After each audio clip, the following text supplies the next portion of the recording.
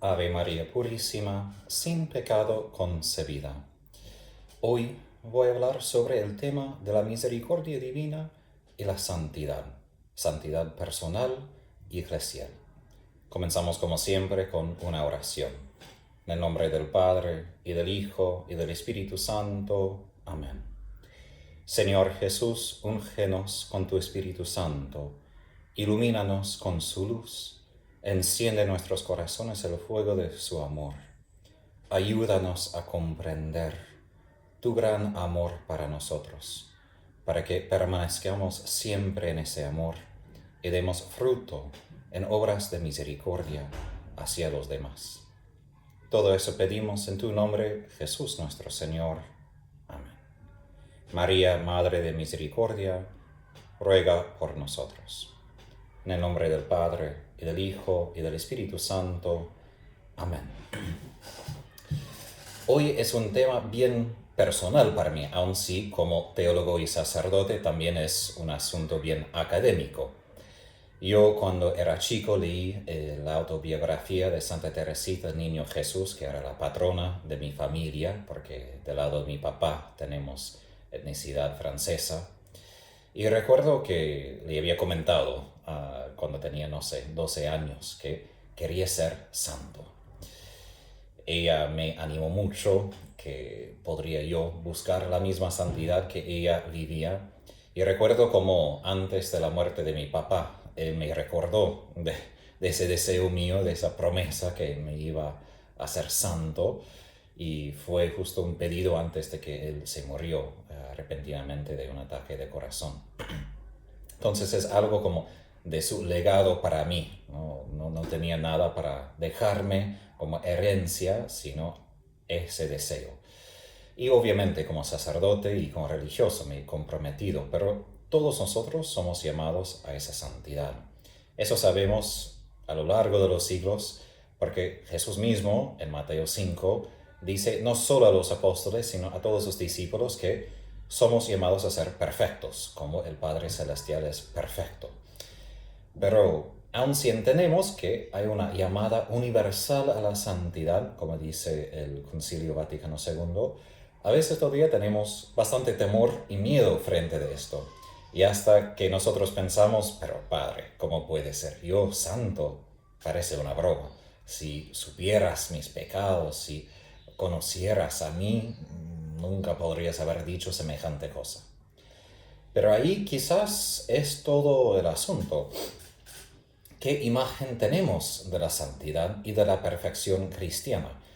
Porque muchas veces cuando leemos los libros de los santos, libros medievos, tenemos imágenes de una perfección muy particular según quizás la etapa de la iglesia en ese momento.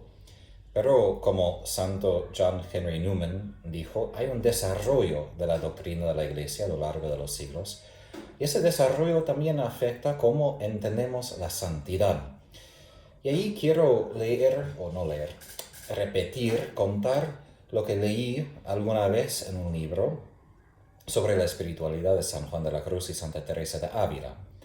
Y al comienzo, a la tapa, hubo una cita de un beato Eugenio del Niño Jesús, que era el superior general de los carmelitas, creo en los años 50 del siglo pasado, recién. Y él contó, basado en Santa Teresa de Ávila, creo más que todo, que hay gran semejanza entre ser pecador y ser santo. Y él dijo que porque el uno y el otro, al fin de cuentas, reconocen que no tienen nada de sus méritos, nada de santidad, nada a su nombre, sino una confianza ciega y completa en la misericordia de Dios. Eso creo es la verdad.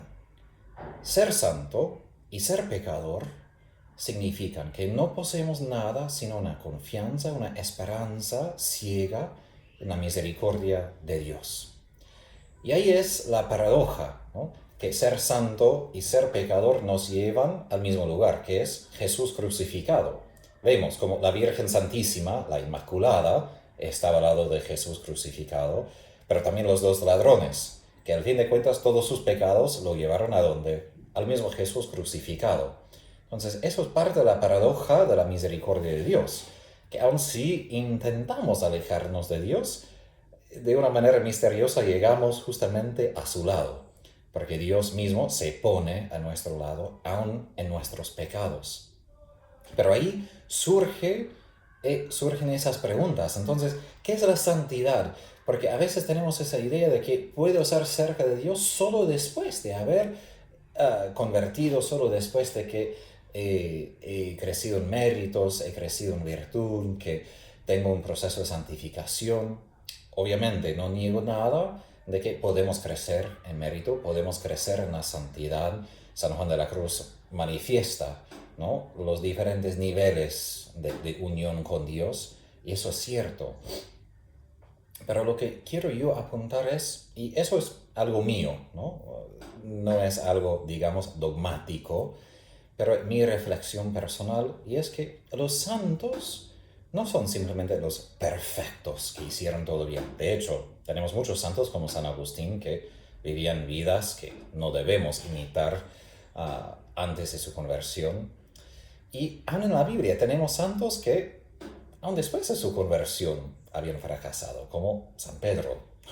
San Pedro conoció a Jesús, dejó todo y todavía recibió y el nombre de Pedro y después inmediatamente el nombre de Satanás. Y negó a Jesús 3 veces. Y aún sí creemos, ¿no?, y creo que hay razón para creer esa historia de que San Pedro, antes de la persecución de Nerón, se huyó de la ciudad de Roma y encontró a Jesús, quien estaba yendo a Roma, y Jesús le preguntó: ¿a dónde vas? ¿Quo vadis?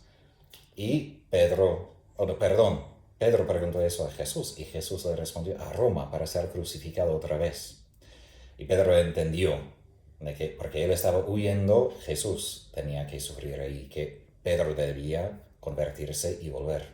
Y eso fue al fin de su vida, ¿no?, que todavía estaba equivocándose. Entonces, ¿qué tipo de santidad de verdad existe? Y creo es esto: la santidad, personas que se reconocen como pecadores, que reconocemos que somos rotos en algún sentido, no completos, pero abiertos a su misericordia, abiertos a su amor.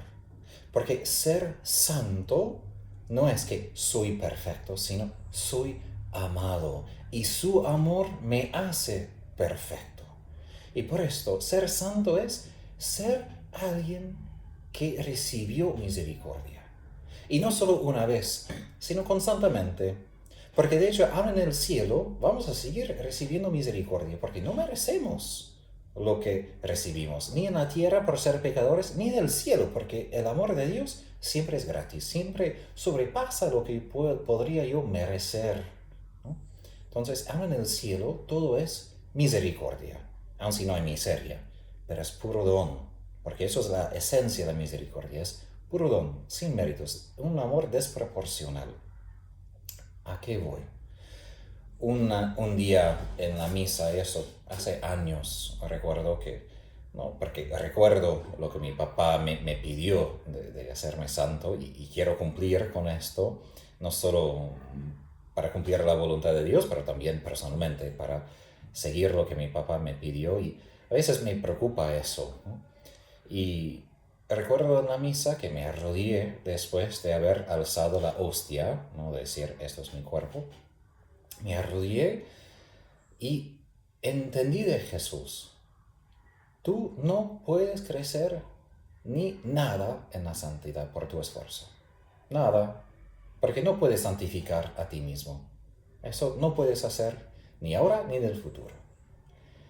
Ahora, antes de seguir, eso entendí no del lado negativo, como Jesús me estaba insultando o criticando, sino un alivio. Porque es verdad, como teólogo recuerdo que uno de los argumentos teológicos para decir que el Espíritu Santo es Dios es que solo Dios puede santificar, porque solo Dios al fin de cuentas es santo. Entonces, ni los ángeles ni los santos pueden santificar a los demás, ni santificar a sí mismo. Santificación es efecto de lo que el Espíritu Santo hace en nosotros, en nuestros corazones. Entonces, eso entendí.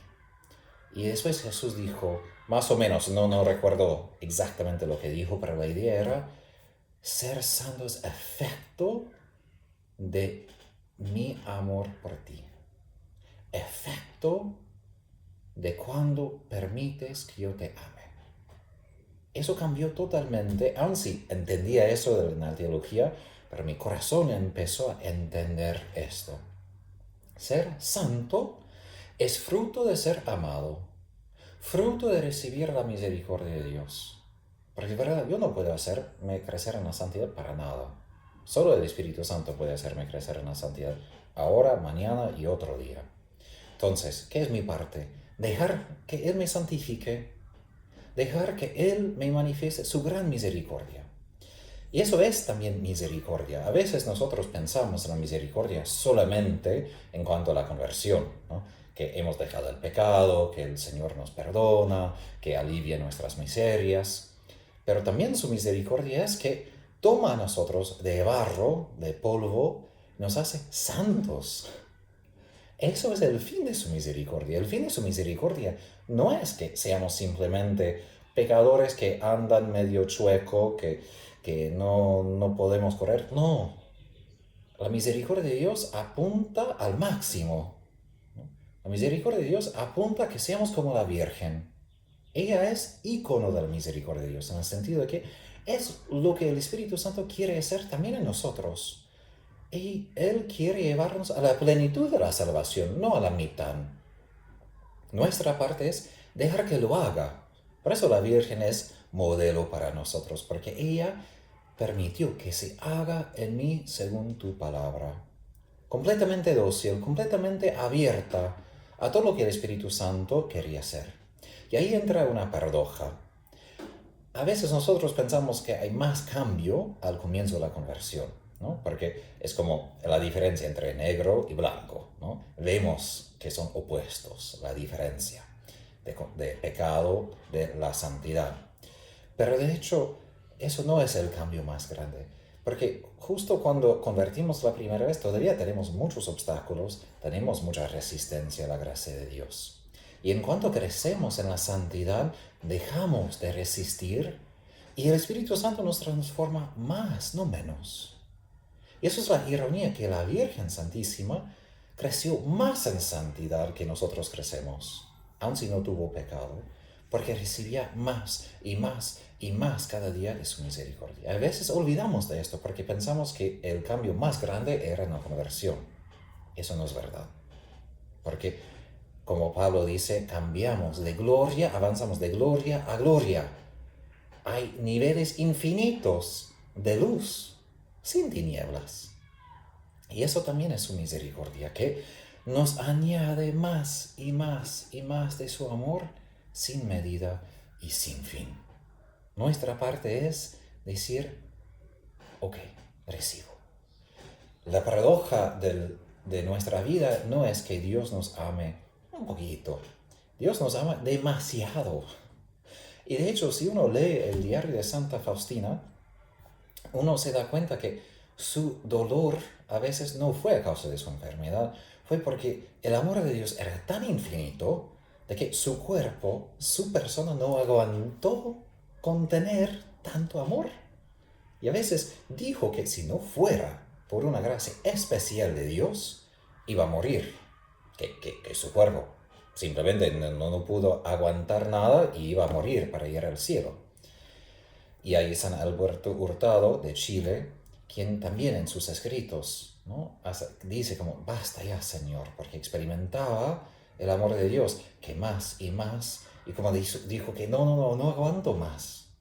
Eso es la paradoja. Al fin de cuentas, el sufrimiento real es que necesitamos expandir nuestros corazones a niveles infinitos, a un tamaño infinito, a recibir el amor infinito de Dios.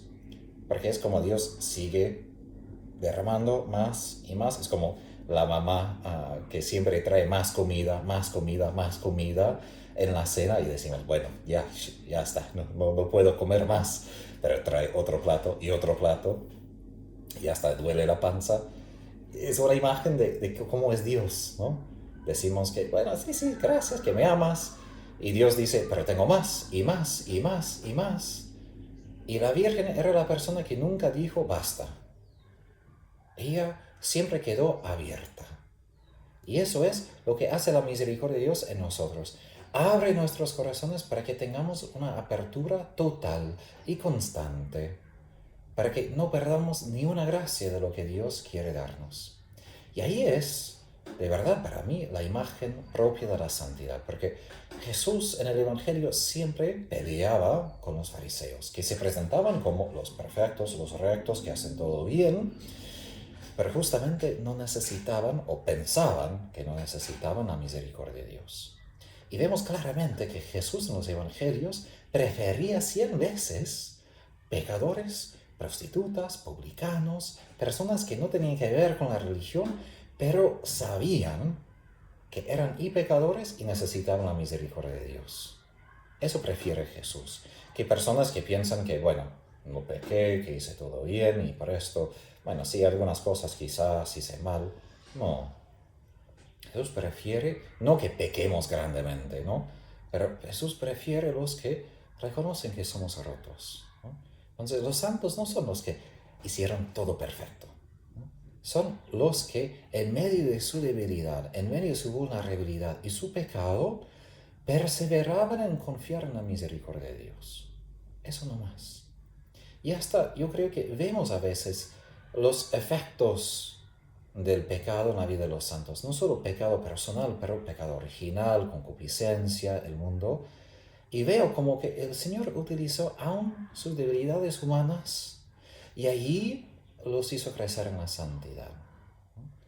Por eso, nuestra parte no es erradicar todo el malo, ni quitar todo el pecado a la vez. Sí, de poquito, obviamente que sí.